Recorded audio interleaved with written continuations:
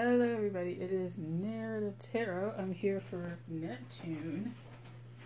Your Neptune April 2021 reading. So, like I said, my name is Narrative Tarot. I read tarot. Comment, like, subscribe. So that way you stay in the know. Liking and commenting just builds engagement and lets people know that people like this stuff. And then subscribing just keeps you in the loop. I do book reviews, I do monthly readings such as these, and then other readings as well, and discussions on astrology and musings and stuff like that. And I also keep you guys up to date on my massage therapy journey since I'm doing that. This reading in particular for the month, the monthly planet reading, is for people, and this one in particular is for people who have significant transits or aspects in their natal chart regarding Neptune or Pisces. So if you have significant Pisces transits going on right now, then check it out. If you have significant Neptune transits or aspects in your natal chart, then go ahead and do the watching. So generally I do two different readings within this. So the first is going to be with the Tarot de Fuego, and then the second is going to be with the Shadowscapes. We'll see how this goes because Shadowscapes gets really long, and I like Shadowscapes. It's one of my favorite decks actually, but I know that it can get really, really long. And so this video may go over 33 minutes, which is like the time limit that it has. So there's that. So if I go over and it just abruptly cuts off, then that's why.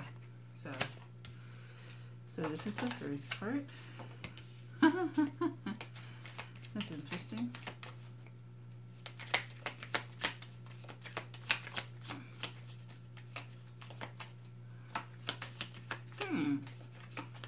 This is the first time that has happened.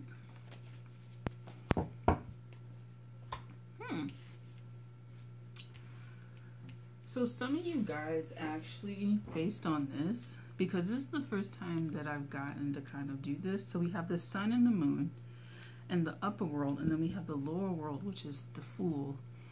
Normally it's each one is paired off, but this one, because you got the sun and the moon, they're sharing an energy. It's almost like the earth has the sun and the moon, and it's not centered around the earth. It's not I don't know, how do you say it, with geocentric? As far as going around the earth, it's heliocentric. But this energy clearly revolves around you as the person, the light and shadow aspects, the yin and yang, the masculine and feminine aspects. So you actually may be an Aries sun and moon, but with a Pisces rising, or some sort of significant Aries kind of transit going on.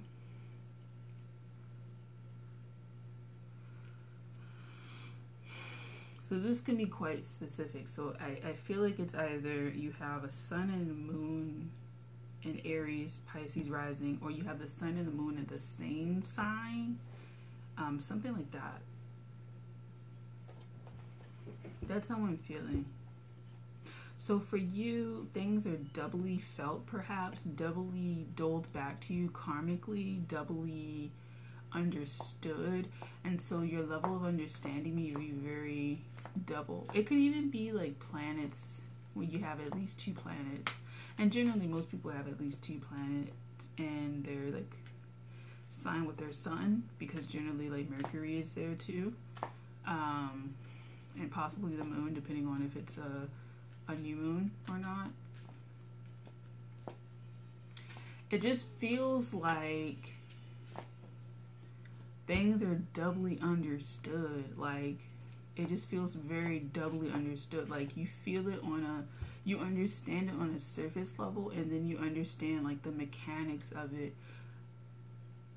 under that. So it's also understanding your conscious and your subconscious together. They work together really well, or you're about to make sure that they work really well. But there's something about working well, going together, seeing things and being clear on things and starting over. You could have a transit significant to your sun and your moon.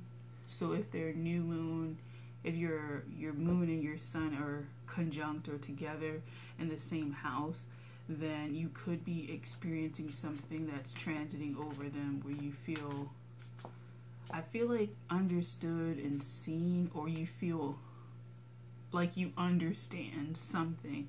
So this is, it could be something about yourself that you understand, but it could be somebody else understanding you, gaining some perspective on you a way that they had never before.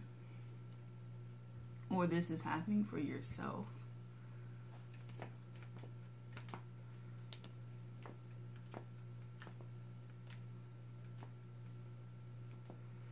And so it feels kind of interesting. It feels like the energy is not holding you back. It's not holding you back. It's not restrictive or anything like that, as far as I can tell. It's actually quite liberating.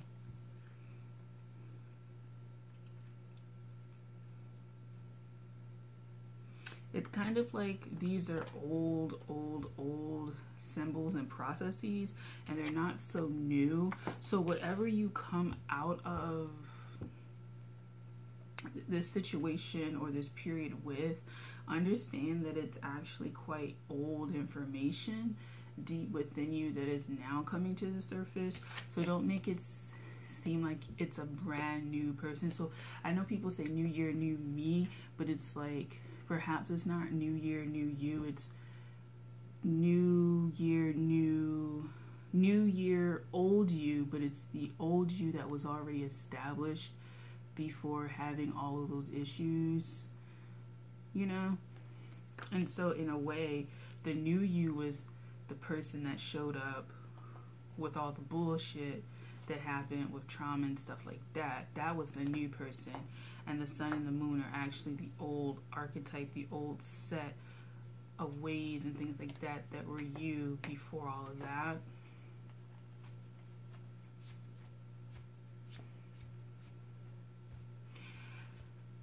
So don't be so surprised at the new things that come up, because they aren't new. They're actually well established, you know. Okay, okay. So for me, I have a lot of Neptunian energy in my chart. So that's why I kind of personally fucks with Neptune. I'm cleaning my room right now, and the way that I am going about it is going to reveal a new room. But it's the same room that I've lived in all of my life, basically. It's just that it's getting back to a space where I can function optimally. And that's something that's coming in with the sun and the moon. You're functioning at an optimal level, and depending on how long your journey has been to get to that optimal level, you feel brand new. But it's like you're really going back to a state where you didn't have that to begin with. And so the new, like I said, was all of the BS that came that messed up your perception of self, or fucked with your environment to where you feel like changing all of that makes you new. But it's like a play on everything. As far as the sun and the moon, don't try to separate them. Don't try to separate yourself. Understand that you have different sides, but don't try to make one side better than the other. Don't try to make your moon sign better than your sun sign. Don't try to make one planet better than the other. As far as in your chart, I personally like Neptune, but I know that other planets play an important part, because like there's some transits going on in my chart that I know. So just making sure that you're not placing like the penultimate expression of something, which is like down here. That's what this is about. that one thing that you learn or master in terms of your astrology or your natal chart yourself means that you are now totally aligned. I think stay away from having so much hope pinned on one thing. Make sure it's a system of things, an ecosystem that you travel through and you understand, and you get to interact with the different things, and you build relationship with those different things, those different facets, those different areas of your life, those different people that may not always all be in the same room functioning at the same time, right? And the same ecosystem functioning at the same time. But when you interact with them, it's a relationship one-on-one that you interact with them, and they all have their places and times to show up, right? You have your places and time to show up for people in their life, and they have that for you. And so understanding that would make you a lot more conscious and aware of the sun and the moon aspects that tend to come out when you're with people. Sometimes you're a little bit more sun, and sometimes you're a little bit more moon. Sometimes you're a little bit more, you know, interested in doing some things than others. So for the sun aspect, 5 of Pentacles, if you are a fire sign or an Aries particularly, you could be a Pisces sun and moon, but I feel like it might be Aries sun and moon and then Pisces rising. But you may feel like your sun sign is a little bit stifling. Maybe people don't get to know who you are based on your sun sign. Maybe you feel like the archetypes of the sun sign are a little bit limiting for you, and then that makes you want to do your moon sign a little bit more with the 3 of Wands.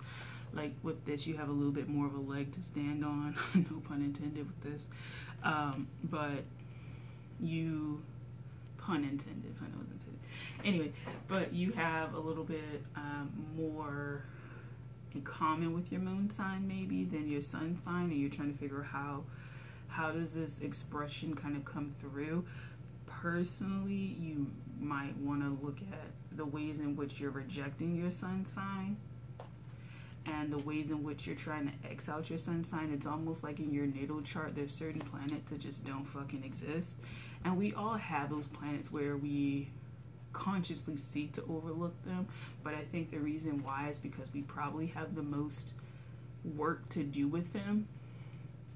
And that's why I try to focus on Neptune, because like I have 3 aspects, I have 3 things in there: 12th house moon, 7th house Pisces, 5th house Uranus and Neptune. And so I try to like focus on that, because I know if I don't, then it's just going to keep wreaking havoc. So for you, it might be great to look at the sun signs or the whatever planet it is in your natal chart. For you, this month is getting more about your natal chart and what it has for you in terms of information, and to not overlook that. Like I have a planet I overlook my Jupiter all the time. Like it's there in Libra, chilling. That's where it was natally for me. But you might have a planet that you overlook, or you don't want to look at the aspects because you see all those lines and you see oppose, or you see quincunx, or you see something.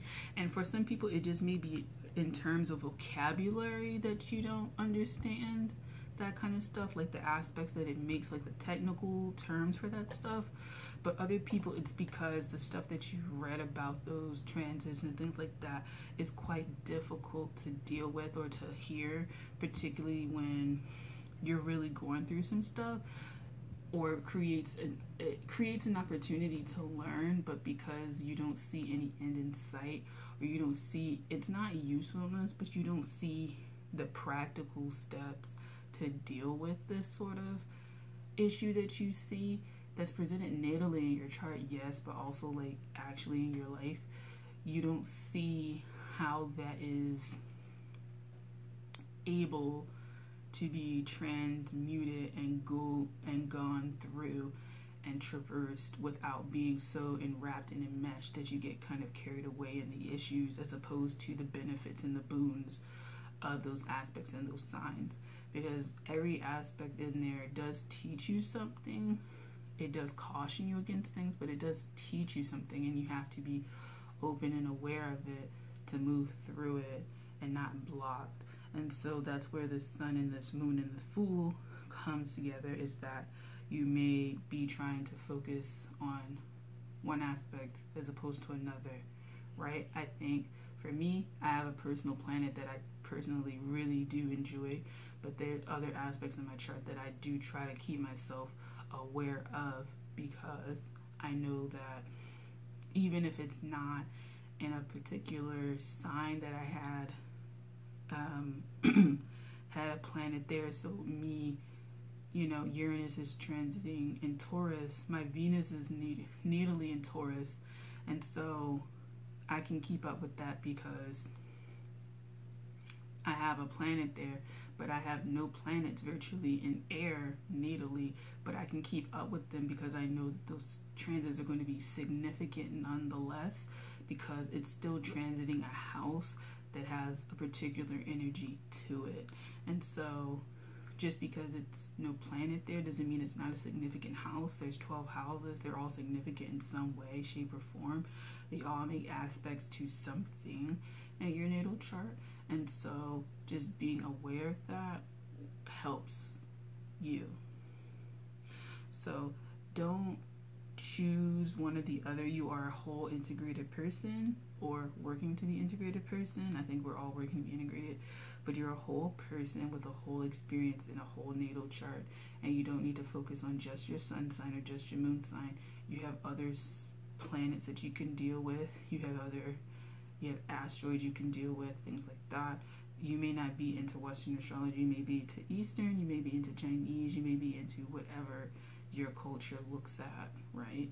And so look at the whole system and how that works. You may want to learn how it works. I'm learning about it now. Or you just may want to know the whole system in relation to specifically just you. And so make sure that you have all of that. Okay.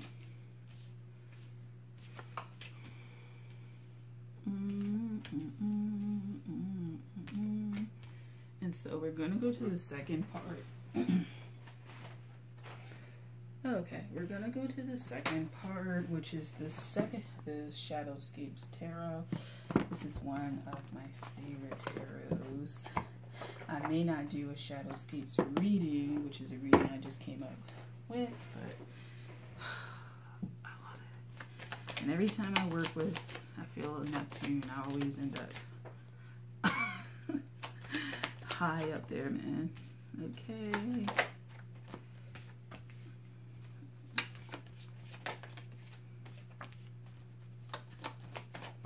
So we might just do a quick kind of overview for you, because I don't want this to be too long to where you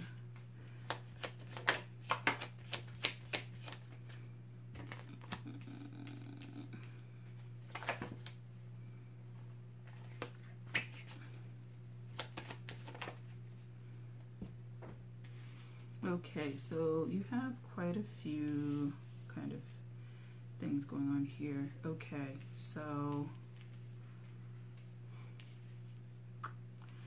all right, you see yourself as the King of Wands. Reverse Spirit sees you as the Devil. They send you the Four of Pentacles because you're being the Hierophant and the Seven of Swords. Your potential, your ultimate potential, is the Nine of Wands. The portal to opening all of this is the Fool and Eight of Wands. Your trials, tribulations is the High Priestess. And then your kind of ending card is the Knight of Swords. So it's like Spirit doesn't see you capable of this either. It's like you don't see yourself as capable and Spirit doesn't either. It actually agrees, but I don't think it agrees in the way that you think. I think it agrees in that you're not as centered as not you would like, but there's something off center. Like it's like the King of Wands court card doesn't fit. Can I get a court card for the King of Wands? Like a court card. And then watch, it just doesn't show one. Okay, the Emperor. Okay. So, yeah.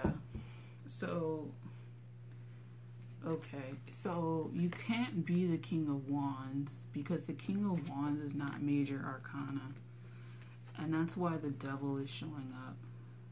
The Devil is actually...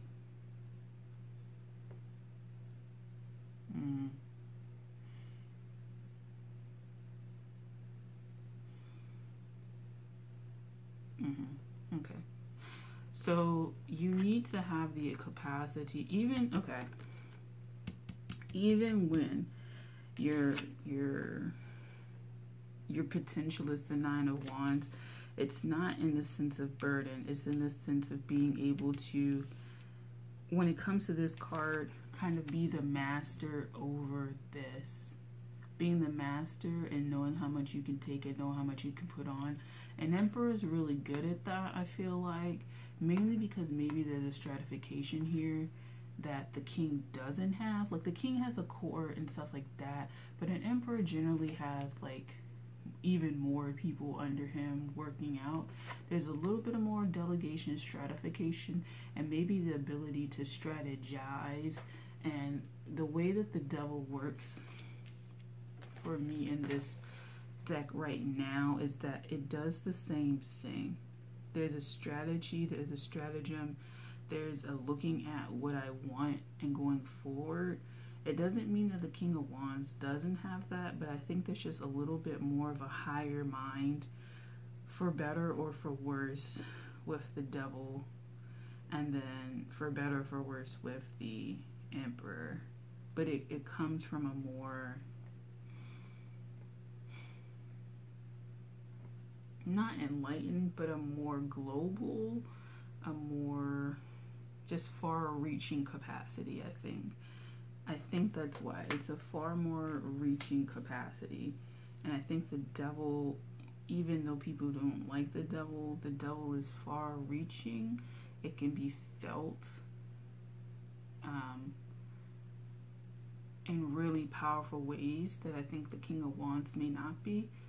Even when it comes to like addictions and stuff like that, addictions have like several degrees of impact.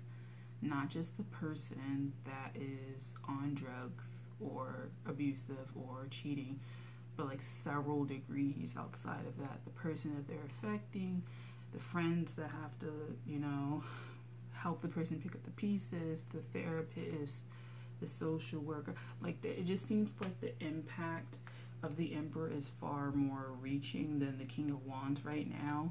And they actually agree that you are not that you have a far more reaching capacity and you have a far more important capacity, important influence on people, important pull on people, things like that. So they're sending this restrictive energy to understand how much capacity is being held in with that Hierophant, Seven of Swords, that you're holding yourself back. It could be through thoughts, because the Eight of Swords could be out here, but it's not. But deceiving thoughts, or the ability to self-deceive, or the ability to overly demonstrate power.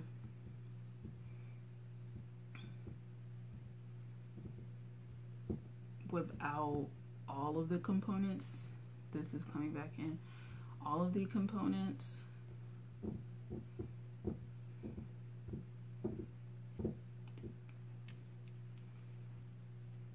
And so the Nine of Wands is being able to mount these circumstances and see everything clearly.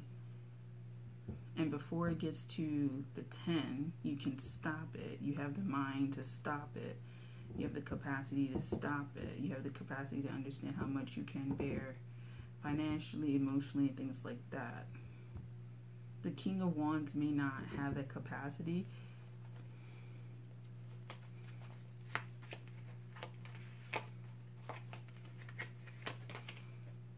The Ten of Pentacles. It could be that they're overindulgent. It could be that they... Oh, the Seven of Pentacles coming up again. It could be that they would be overindulgent. It could be that they are too easily deterred. It is... Okay, we have Judgment as well. They just may be unable to deal with those higher energies. Like when it comes to the court cards, I mean not the court cards, but the lower arcana, they can handle them. But what happens when Judgment comes in? What happens when the Devil comes in? The Hierophant, the High Priestess, the Fool. What happens when these energies come in is that the King of Wands can't handle it. They don't have the capacity to handle it. And the Emperor has that capacity because it is also a major arcana. And so it can deal with it because it is on the same level as those obstacles. So you need to be at the peak of who you are wholeheartedly so you can deal with the peak highs and the peak lows.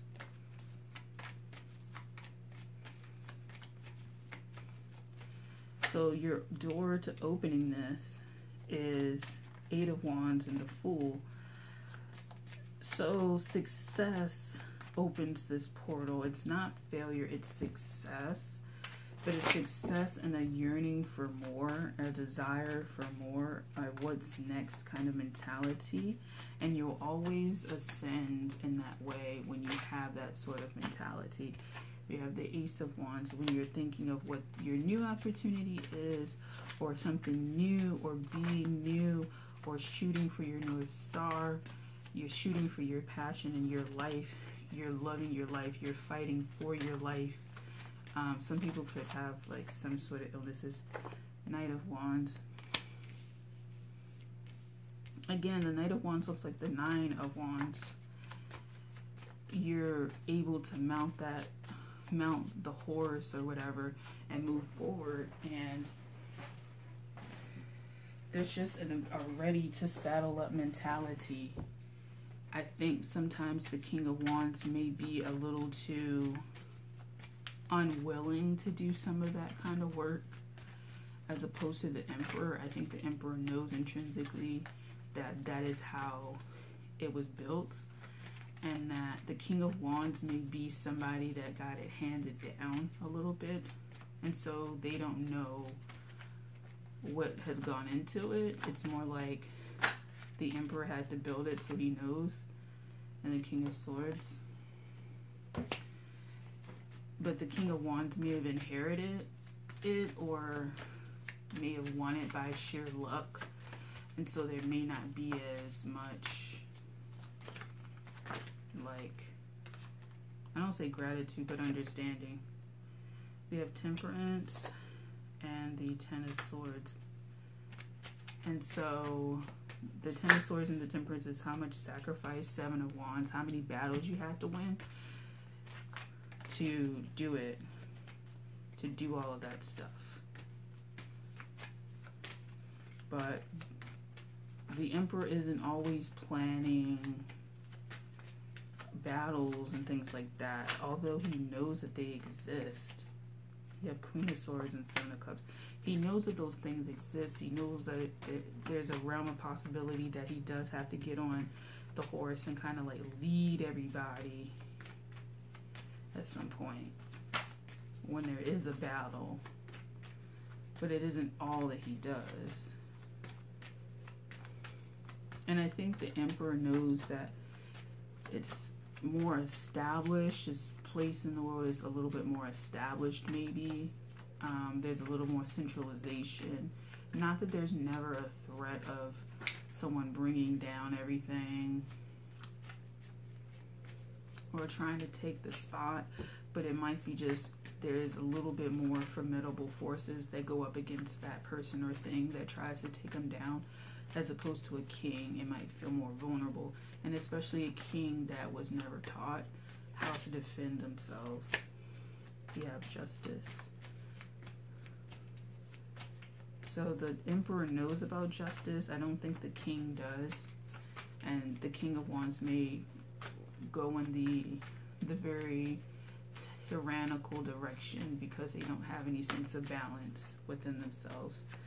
Your trials and tribulation is the High Priestess, the ability to see all of this, the ability to understand where all of this is coming from, how it's all coming from, understanding the different regions of yourself, emotionally, spiritually, stuff like that.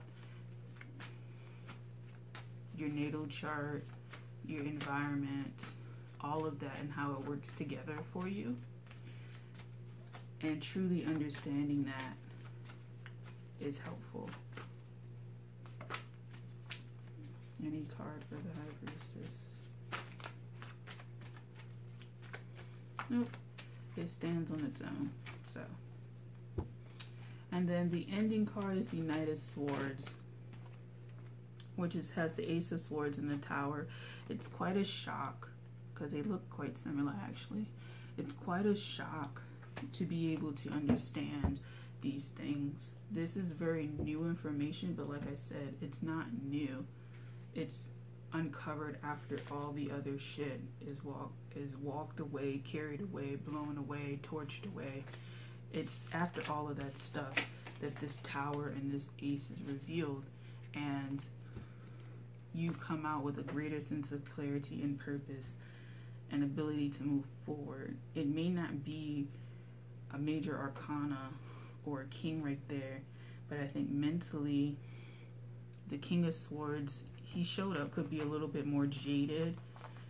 It could be the old ways of thinking kind of calmed down and less strict, seeing the error of their ways, seeing how it can box you in, seeing how it can turn to this devil energy, seeing how it can confine you and move doing away. You know, younger generations tend to challenge older ones, and sometimes those challenges are actually legitimate, and that the old ways could be able to keep things together but not keep things energetically kind of balanced, if you understand that.